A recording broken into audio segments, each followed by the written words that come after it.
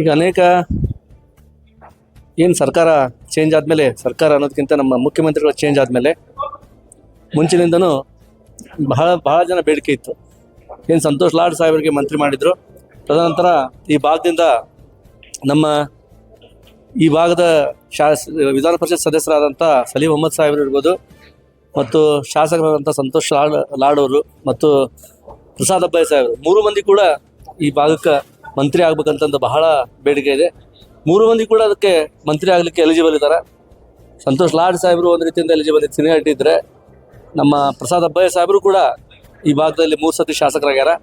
ಅದೇ ರೀತಿ ವಿಧಾನ ಪರಿಷತ್ ಸದಸ್ಯರಾದಂಥ ಸಲೀಂ ಅಹ್ಮದ್ ಸಾಹೇಬರು NSYಲಿಂದ ವಿದ್ಯಾರ್ಥಿ ಘಟಕದ ರಾಷ್ಟ್ರೀಯ ಅಧ್ಯಕ್ಷರಾಗಿ ಕೆಲಸ ಮಾಡಿಕೊಂಡು, ಜೊತೆಗೆ ಅನೇಕ ಬಾರಿ ಈ ಭಾಗದ ನಮ್ಮೆಲ್ಲ 2 ಸಾರ್ತಿ ಸಂಸದರ ಕ್ಷೇತ್ರಕ್ಕೆ ಅಭ್ಯರ್ಥಿಯಾಗಿ ಸ್ಪರ್ಧಿಸಿ ನಮ್ಮದೇನು ಪಕ್ಷದಲ್ಲಿ ಬರುವಂಥ ಅನೇಕ ಸಂಘಟನೆಗಳಲ್ಲಿ ಮುತುವರ್ಜಿ ವಹಿಸಿ ಕೆಲಸ ಮಾಡಿದಂಥವ್ರು ಸಲೀಂ ಅಹ್ಮದ್ ಸಾಹೇಬರು ಕೂಡ.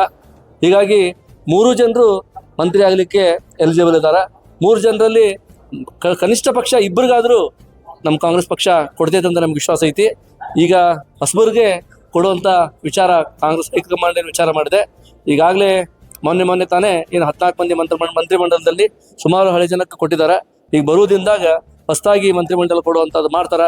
ಅದರಲ್ಲಿ ನಮ್ಮ ಜಿಲ್ಲೆಯಲ್ಲಿ ಇರುವಂಥ 3 ಜನ ಎಲಿಜಿಬಲ್ ಇದ್ದಾರೆ. ಸಂತೋಷ್ ಲಾಡ್ ಸಾಹೇಬರು ಇರ್ಬೋದು, ಪ್ರಸಾದ್ ಅಬ್ಬಾಯಿನವರು ಇರ್ಬೋದು, ಸಲೀಂ ಅಹ್ಮದ್ ಸಾಹೇಬರು ಇರ್ಬೋದು. 3 ಜನ ಮಂತ್ರಿ ಆಗಲಿಕ್ಕೆ ಎಲಿಜಿಬಲ್ ಇದ್ದಾರೆ.